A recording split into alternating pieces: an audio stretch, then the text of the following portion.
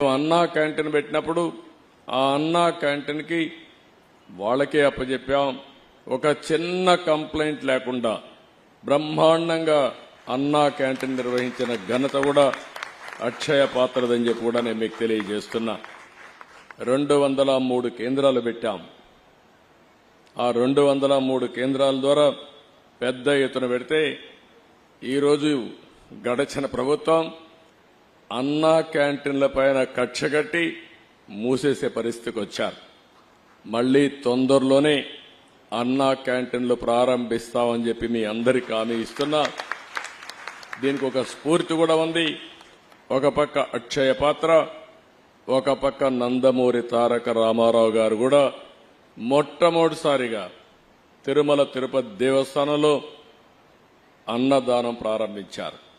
ఆ కార్యక్రమానికి శ్రీకారం చుట్టారు. ఈరోజు దాతలకు కొదవలేదు. ఈ దేశంలో నమ్మకమైన వ్యవస్థ ఉండాలి. వెంకటేశ్వర స్వామి దేవాలయంలో అన్నదానాన్ని ప్రారంభిస్తే ఇప్పటికే 1000 కోట్లు 1200 కోట్ల రూపాయలు కార్పస్ ఫండ్ ఉంది.